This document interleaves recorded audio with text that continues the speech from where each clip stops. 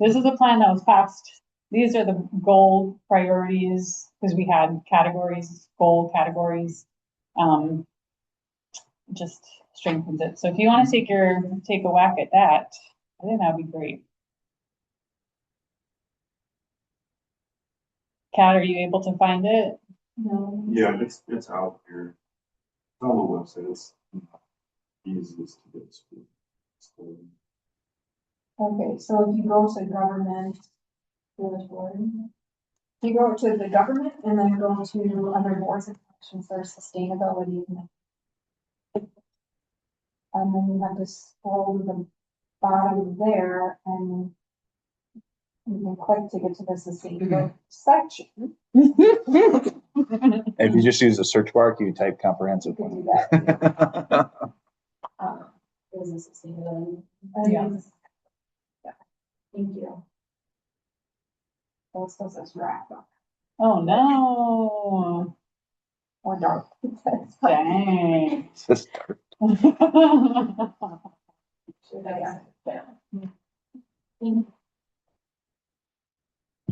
Okay, anything else before we dive into the chapters? Ready to rock and roll? Good boy, Jenny.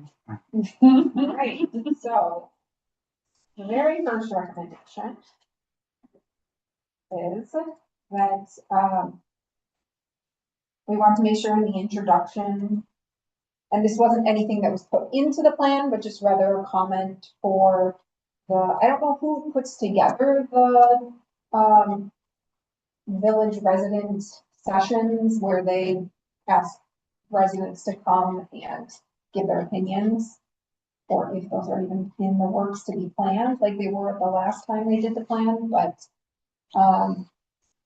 the comment there is just that ensure that any community surveys or workshops that are done include inquiries related to environmental sustainability. What page are you on? Yeah. Follow along. So Is it's, it the Are you in the introduction? packet or are you? so it's in the introduction, I'm in the summary actually, but it is in the introduction. What page do you have at the bottom? Because it should be page two. Page two. Page two. Planning process is the Yes. header. Got it. Scroll down a little bit. Yeah. To the next page. Yeah. There you go. Yep. So yeah, so that's just adding in that, yes, as the village works to gather their input from the public, that ensure that all the surveys and workshops include inquiries related to environmental sustainability. And that should include future goals and opportunities to expand on energy efficiency, conservation, clean air and water, renewable energy, reduce transportation emissions, flood mitigation, and climate. So nothing added in it, but just notes to the board and planning commission. For gathering people anyway, make sure that we're gathering that information too. Any comments on that or edits that anybody would like to make with that? I'm expecting that something will get included in the language of the plan.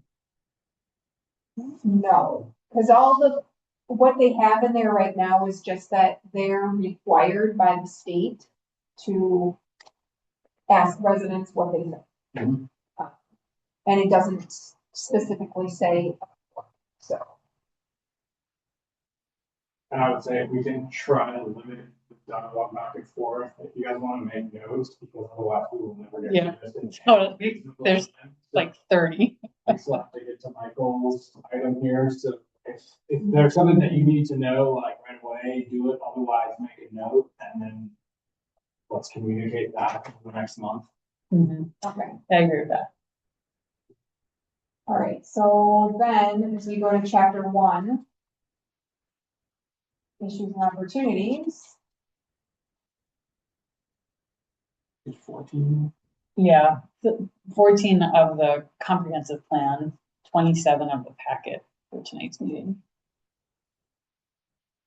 Oh, that's helpful. Yeah. Okay, so that one is.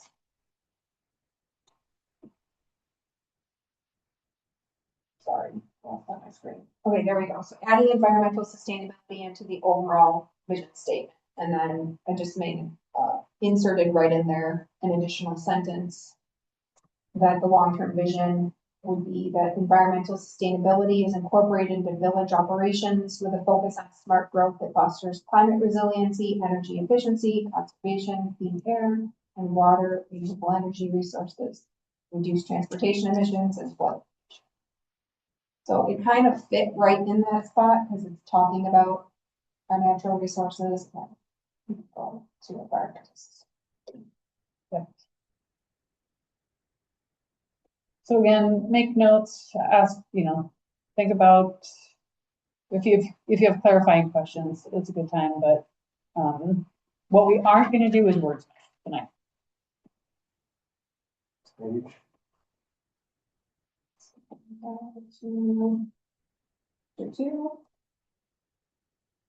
Yeah. Recommendation number 3 is about the agricultural resources. And it looks like the plan commission already had questioned if they even wanted to include any of this in here because they did not think that we should be pushing for farmland preservation. And they just acknowledged that we wanted to maybe retain farmland up top bluffs, less so valleys, and then develop valleys.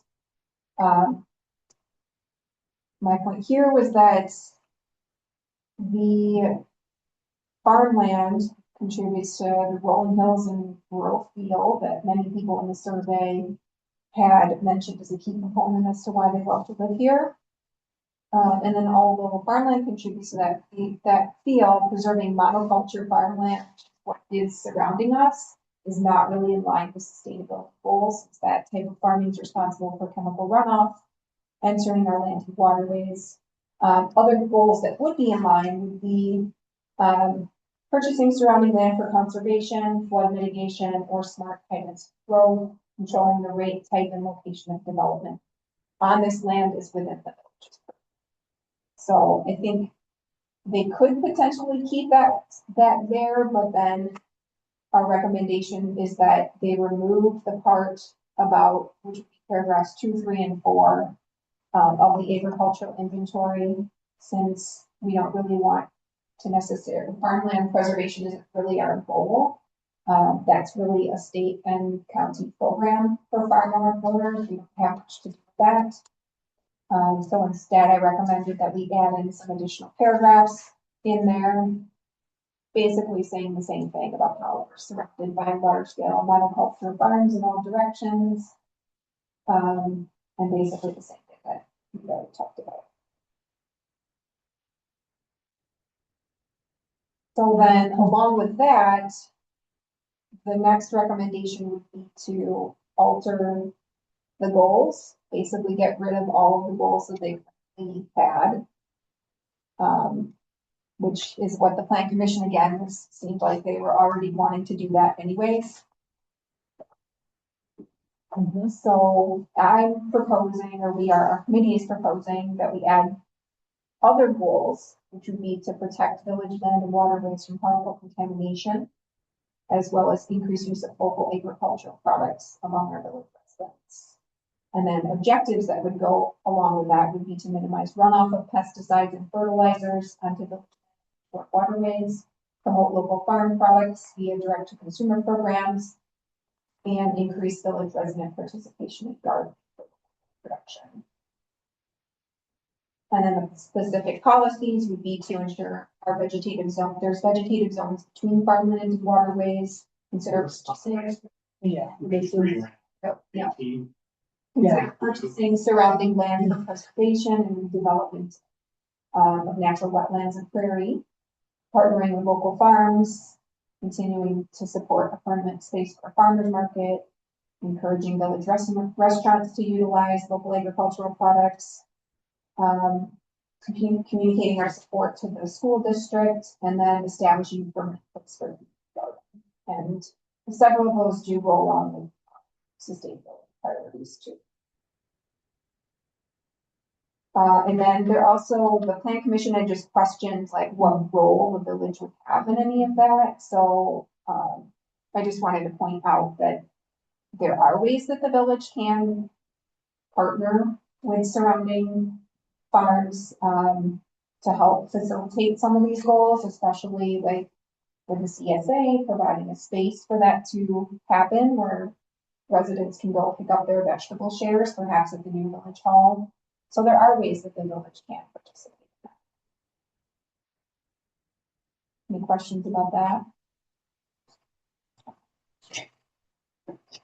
All right, so that's the agricultural section.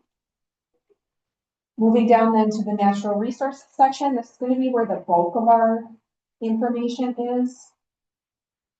And the first recommendation then is to add in an additional statement within the natural resources introduction that as the climate continues to change, the village natural resources will also be threatened by invasive species, drought, wind events, flooding events, and other natural disasters. Strategic protection of natural resources will help to mitigate risks. And then as we keep moving down,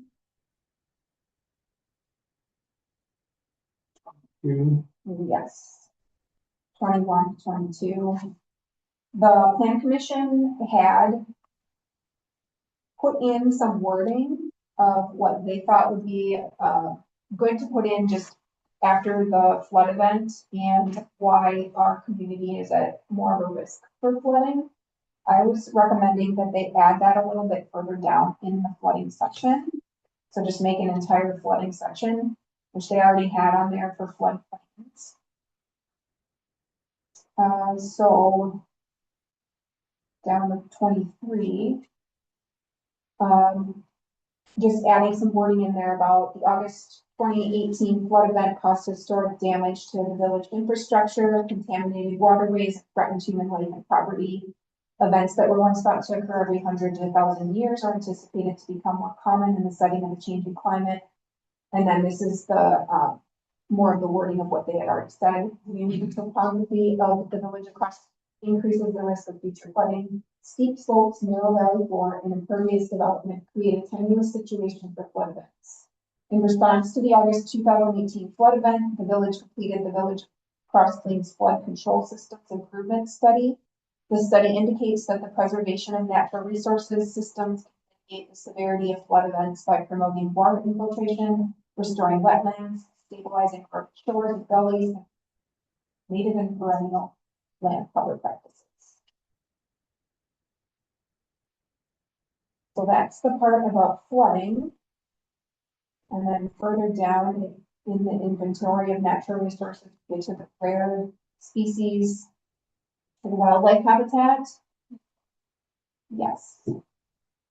So our suggestion is to add in to this inventory invasive species as well, since that's what is a big part of what threatens the wildlife in our community.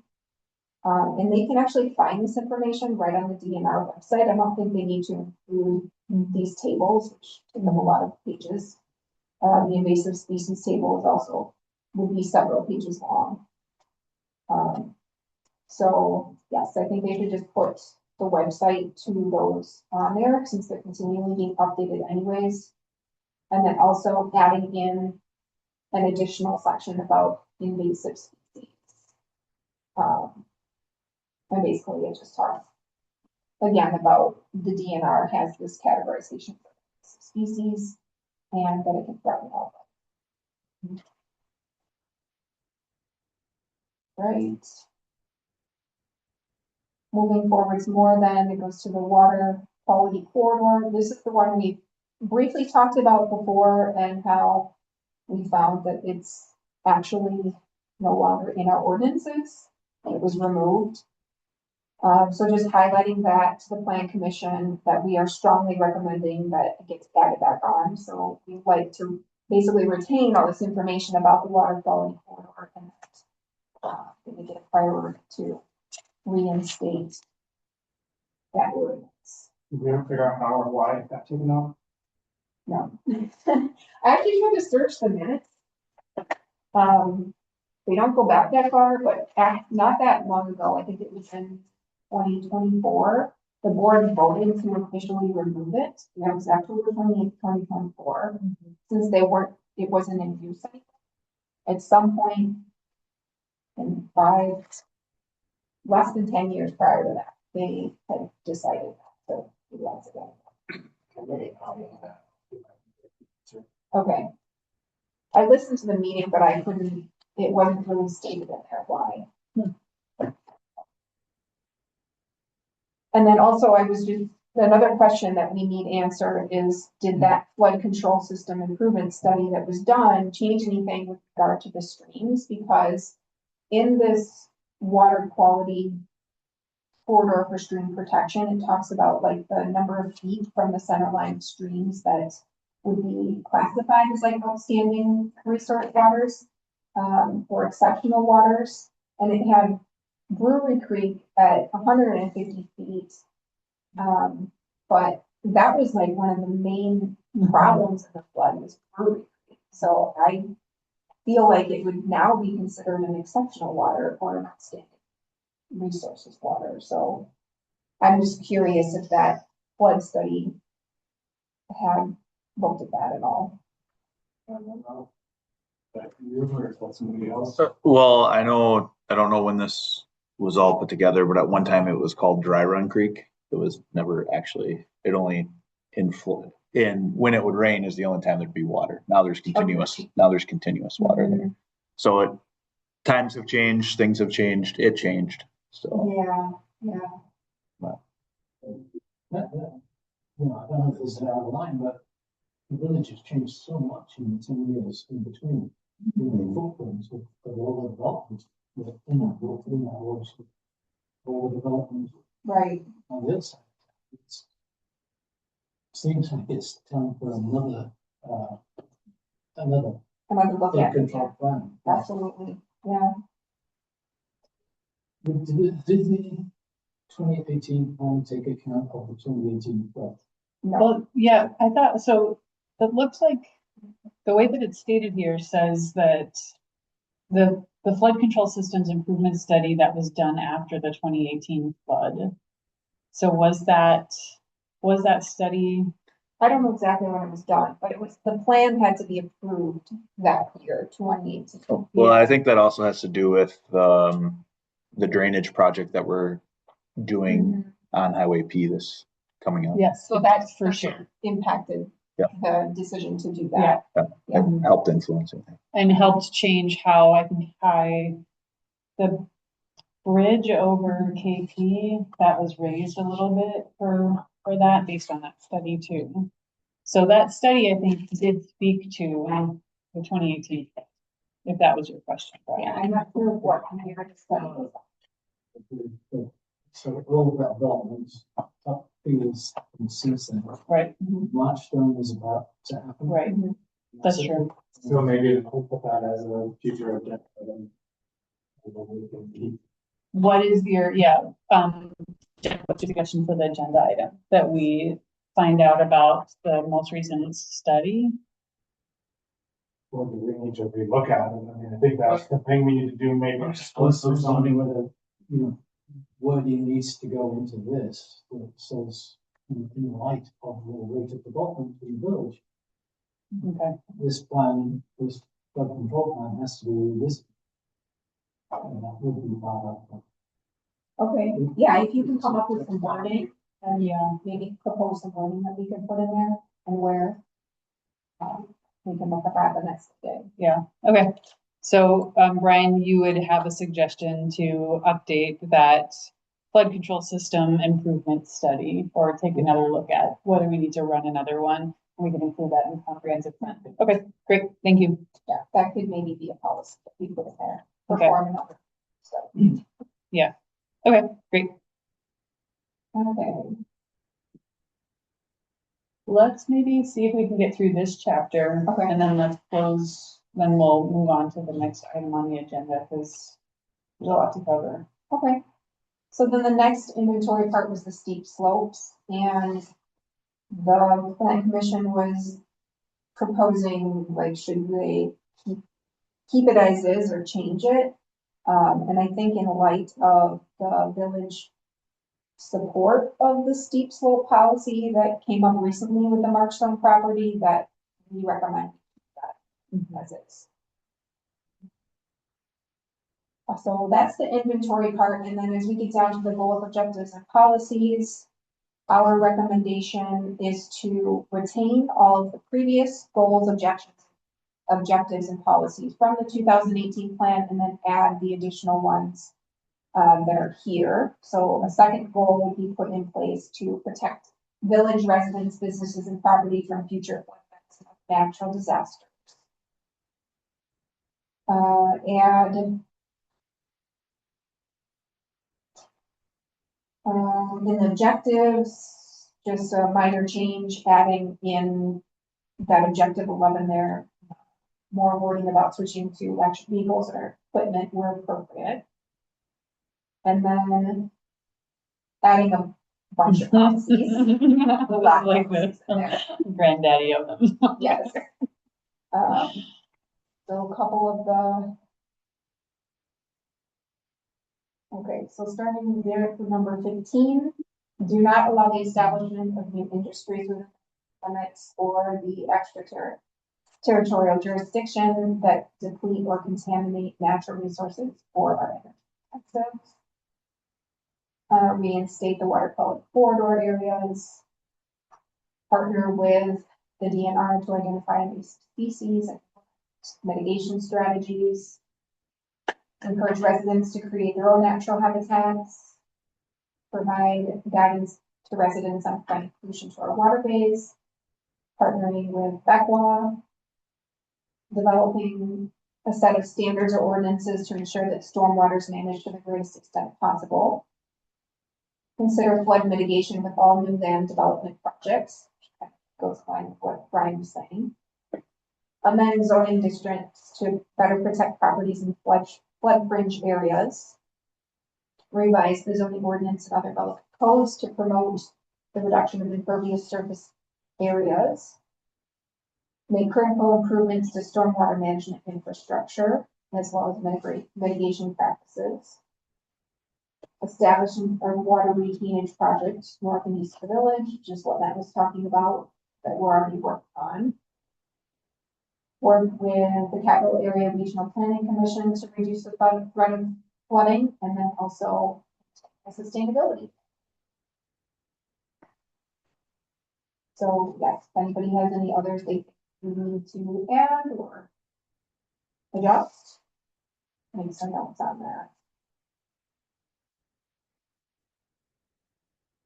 All right. That's cultural. Yes, down to the.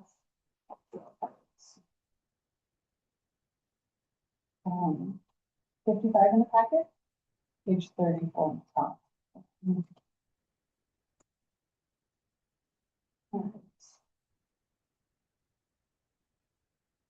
Okay, so this one was just adding in creating our own village identity as part of our culture. Since our natural resources are such a big part of our community and a draw to our community, that basically is culture. So just making a statement about the village of Cross Plains has maintained several slogans as an identifying feature for the community, such as Things for Friendliness and the Gateway to the Thriftless. The natural resources of the area continue to be the defining feature that attracts tourists for recreation and sport, including the Ice Age Trail, hills, bluffs, and creek trout streams. Cross Plains has built its cultural identity on these natural resources and hosts the Trout Days event. That's kind of like what we're already doing with the inventory. And then going into the goals, objectives, and policies, we are recommending to add an additional goal to integrate natural resources as a defining identity in the village. And then add an objective to promote Black Earth Creek and other nature-based resources as valuable community and cultural assets. And then policies to help do that would be to sponsor annual events that celebrate Black Earth Creek and other natural resources as part of the village of Cross Plains culture and include vegetation, such as native trees and prairie plants when planting streetscapes. Okay, that takes us through every those two. All right, so we got through chapters 1 and 2. You can see this is a beefy document. There are 9 chapters. The last chapter, I think we have no recommendations on. That's implementation. So you can read that for your own interest. But most of the recommendations are that remain are chapter 3 through chapter 8. At our next meeting, we're gonna try to get through the remaining, but committee members will need to review this ahead of time because it's a lot to try to get through in a meeting. And we don't wanna try to necessarily read through everything. So my recommendation is read through the rest of the chapters, come with questions, or if you have suggestions on how we might change it, and we're gonna aim to take action, i.e. approve these recommendations, or a set of recommendations out of that meeting in September. Before we move on, does anybody have any kind of overall,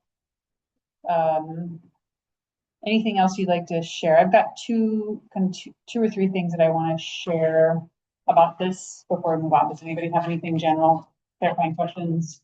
Just as I was really also that Richard kind of go through that one, it's mean a lot, so appreciate that. Yeah, you can see why it took a year to get here. It's such a big document. Okay. I wanted to what are you gonna say? Page 45, wellness goals and show character. Love the data centers. That's what I wanted to tell you. I love that was included. I don't think that was a direct conversation with Yeah, the committee. I So I think thought I put it in there. I love it. Yeah. So I just want to say, like, I saw that was not what we talked about, and I support it. I love it. And then in the intergovernmental cooperation section, I think we might want to mention that we're part of the school district, and working with the school district, they also have a sustainability goal that we want to try to comport with. So we can talk about that at the next meeting, but I just didn't want to lose that thread of intergovernmental cooperation. Okay. Okay. Anything else on the comprehensive plan, or where we're going with it, or why we're doing it? Sweet. In that case, we're gonna move on to the next item of tonight's agenda. The next item being discussion and possible action on light ordinance. That's not the right language, though. I think Streetlight policy. I thought I sent an update. Whoops. Yeah, what it should say is streetlight policy. So, all right. Well, I'll maybe just introduce it, and then Michael, I'm really glad that you're here to talk about this. So, what we have in front of us, this is in the packet. It's page, I think, starts on 176, I want to say. 75, okay, close.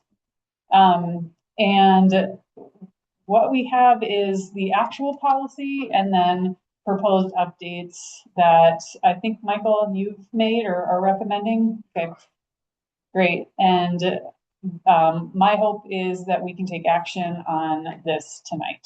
So hopefully folks have had a chance to read it. It wasn't a super long one, it's about 2 pages. Michael, can you give us a little bit of context? Talk a little bit about what we're looking at? Sure. This policy was put into place in 2021. That was like MG&E really got entrenched. The right shadow village was having new developments and things. So the village kind of worked with them. That was wanting to do for those new developments and what they are replacing around the aging high pressure sodium and burning bulbs, like burnout, electrical bulb goes out. They're just not replacing the bulb, they're just switching it out. It's kind of like delayed, like as it happens. They aren't doing it all at once, because MG&E owns the vast majority of streetlights in the village does not own. They are owned by MG&E. And the newer developments, those are owned by the village, because the development was the village. Then the developer gives them. So it's much like the streets, sidewalks, and waterworks. So this is an update to this policy because over the last 5 years, there's been some advances in LED technology. The major part of it is the moving from the 2700K down to the 2200K streetlights. I didn't put colors in here, that's the one. But what that means it's the correlated color temperature. A 5,000 is a really white bulb. 4,000 is less, 3,000. There are colors. So just, yeah, can I back up 1 second? So in terms of these colors he's talking about, the K stands for Kelvin. Right. Okay, so if you're looking at outdoor, like normal outdoor light is typically around 5,600. And a normal tungsten bulb would be 3,200. So that's the contrast and the difference. It's gonna look, tungsten's gonna be more of an orange color, whereas daylight's gonna be a little more blue or a white color. And this, this has been included in the sustainability plan, is adjusting village lights to help with dark sky for, you know, to reduce light pollution. So this is part of our sustainability plan. And so what this policy is basically proposing is, hey, now that the technology exists and it's doable, let's lower let's lower the, the color temperature, right? Like, I don't know what to call it, the Ks.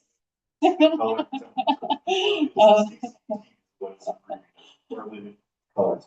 And just for like a little, to back up just a little bit, so this is a policy that's already in place and we're making recommendations to change. Yeah. And it's started with the report. Right. Okay, sorry. Just- Yeah. Yeah, it's gonna go to the plan commission event. Oh, okay. Yeah, so it's gonna go to. Jay suggested it come here. First time it was written, it didn't come to sustainability. So send it here. Okay, want to go to that one? I'll send it down. So the technology has advanced to where the 2,200 Ks are now available. In like the fixture that MG did 5 years ago, it was only 2,700, and now it's 2,200. This is also being motivated a little bit because it's time to do it, but Middleton also, like 3 months ago, passed a fairly restrictive dark sky ordinance, like the whole city did. Wow. And one of their requirements in that ordinance is all village roadways at 2,400 K or less. So coming up this year or end of this year, their sustainability director is writing a grant to replace like 209 post top lights with 2,200 K street lights in certain neighborhoods. And this kind of blends into like, it's the same ones on the CIP for the 19 that are being done there. So I've been in touch with her as the sustainability coordinator in Middleton. And this other fellow whose name is Brian Lynn, he is like the dark sky genius of Wisconsin. This guy like is very good at what he does. Like this bottom piece I got from him. Oh, okay. This is part of his informational packages. I mean, this guy is fantastic, and he's been working with Kelly, the sustainability coordinator in Middleton. So I got in touch with him, he got me in touch with her, and I'm like, holy cow, you're doing like almost the same sort of thing that we're doing. And since they've reduced theirs, I decided it was time for us to move ahead and reduce ours. Verona at their meeting on Monday is also looked at their sustainability, also looked at a pretty restrictive dark sky. Well, so 2 of our western neighbors are being in this direction. It's sort of, we should just sort of kind of get on the bandwagon, I'm thinking, kind of. And what is the main reason for doing it? Is it cost? Is it better for the environment? Is it? I can, well, do you want to answer? I mean, so it's part of our sustainability plan to reduce light pollution. And this would be, that's the argument that I would make from the sustainability committee's perspective, is that this will help reduce light pollution. So lowering the Kelvin reduces light pollution? Isn't it about the amount of light coming, not necessarily the Kelvin? No, okay, so I can address that. If you go down and put in, it's after these pages of this, there's that. So this is a spectral analysis of the different temperatures. 2,700. I don't have a 2,200. I found one this afternoon, but when I was looking at them, I couldn't. But as you can see, at a 5,000 Kelvin, the blue wavelengths are there on the left. And as you reduce the Kelvin, you can see all the other ones kind of remain the same, but the blue keeps shrinking down. On the 2,200 one that I found, the blue wavelengths are even like half of that. Which affect wildlife too, didn't we find like insects? They absolutely does. Blue light in the evening is like one of the most unnatural things on the planet for nocturnal animals. It's like how people have like blue blocking classes. We're gonna talk about, sorry. Or is now blue lighted. Now it's fly. Or introduced. Absolutely. So it affects bird migration, it affects frogs, it affects, Insects, which is pollinators, and so there's just like ripple Yeah. effects. and blue light is an incredible, it really produces a lot of light pollution as well, because it basically you're casting, blue kind of comes up as white, like you're basically whitewashing the sky is what you're doing. You have a lot of blue light, and so it just destroys any sort of star. Close to like this.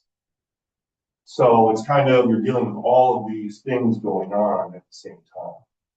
And so that's why in the initial one, the policy was written with 2,700. MG&E, when we first started talking about the policy, they were starting at 4,300.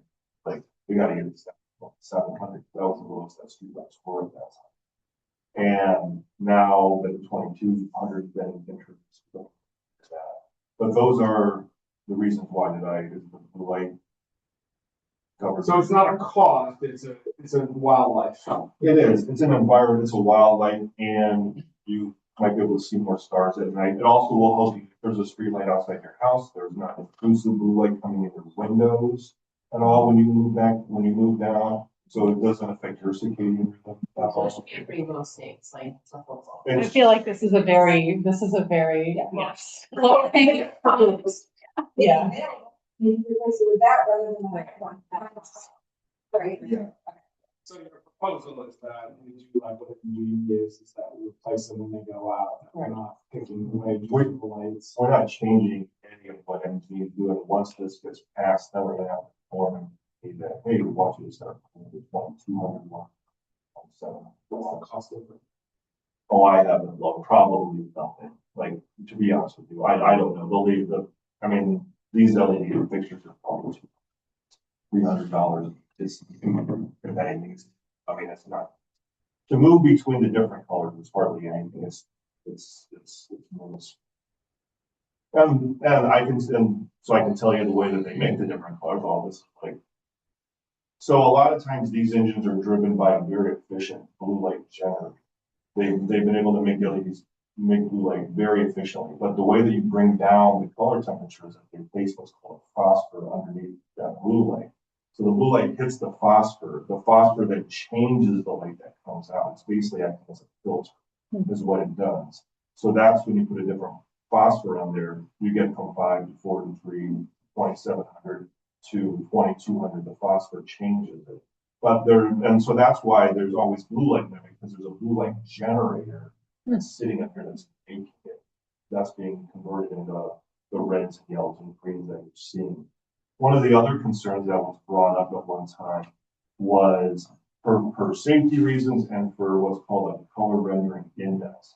That's the ability of the light to produce like 100% on a color rendering index is like the colors that you see like in daylight, like outside.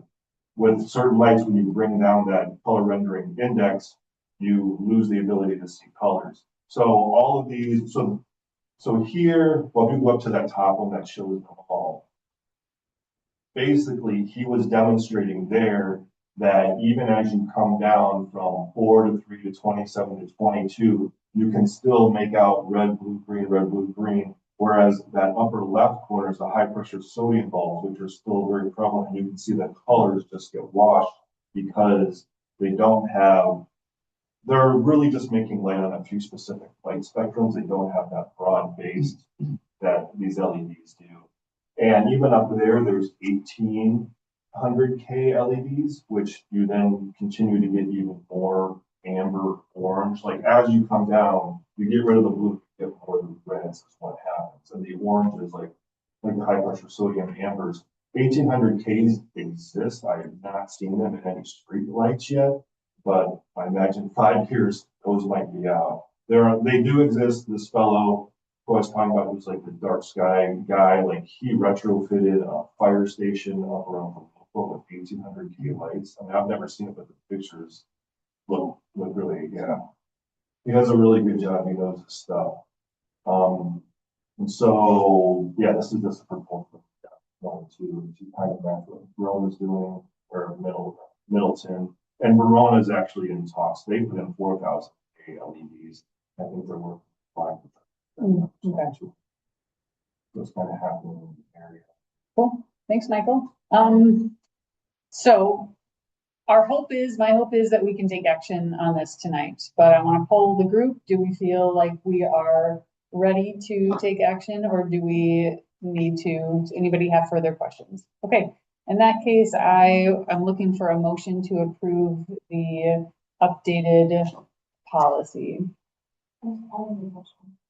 Okay, so Kat, So the motion you're looking for is to update the village Cross Plains streetlight policy to 2,200 Kelvin.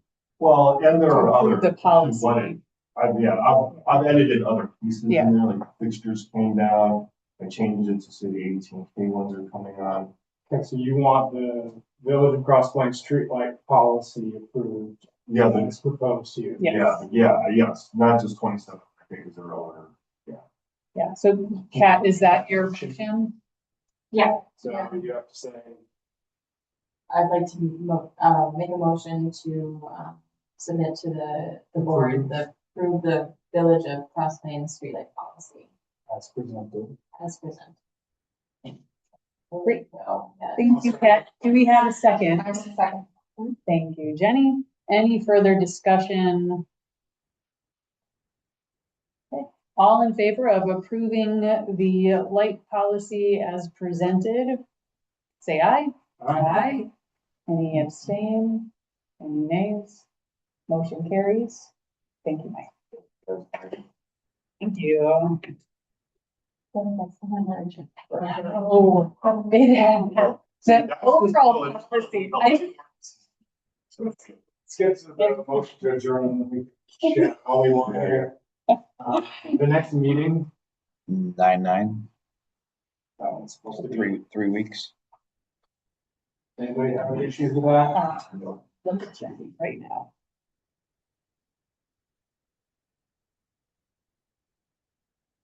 Nine. I can make that work. I can make that work. Yep. Right, all right, so next meeting, 9/9, 6 o'clock. Yep, we will pick it up again with comprehensive plan. So review all of those recommendations, come ready to talk about that. That'll be the big item on the agenda. Are there other items that we need to make sure we're talking about? Are we gonna continue talking about the solar tour, or are we just sitting that through? That's, if I have updates, I'm happy to give them. Okay. Just making sure. Anything else we want to make sure is on the agenda for September? Okay, I think that's it then. So with that, I'll take a motion to adjourn. Motion to adjourn? Second. Second, okay, all in favor, say aye. Aye. Aye, adjourned at 7:22. Matt, thanks for taking notes. Thanks, everybody, for your time.